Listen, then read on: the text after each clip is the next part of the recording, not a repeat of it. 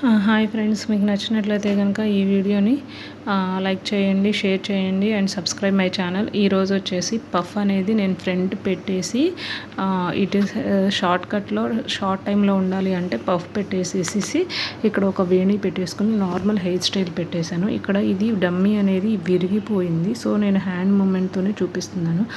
కొంతమంది ఏంటంటే హెయిర్ అనేది హెయిర్ లేకపోయినా ఎక్స్టెన్షన్స్ వాడకూడదు, లాంగ్గా కావాలంటారు. ఇంకోటి వాల్యూమ్ తక్కువ ఉన్న వాళ్ళు కూడా హెవీగా కావాలని చెప్తారు. ఎలా వస్తుంది ఫ్రెండ్స్? మళ్ళీ అంట హెయిర్ స్ప్రేస్, హీటింగ్ మిషన్స్ ఏమీ యూజ్ చేయకూడదంట. మళ్ళీ వీడియోలో చూపించినట్టుగా హెయిర్ స్టైల్స్ రావాలంట. Is nothing and not possible to come as per the video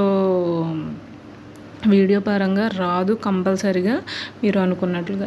hair extensions, ఇంకోటి హెయిర్ స్ప్రేయర్స్, హీటింగ్ మిషన్స్ అనేది యూజ్ చేయాలి. అట్లాంటప్పుడు న్యాచురల్గా ట్రై చేయండి. లేదు అన్నప్పుడు సొగరం పెట్టి అడ్జస్ట్ చేసేసుకోండి.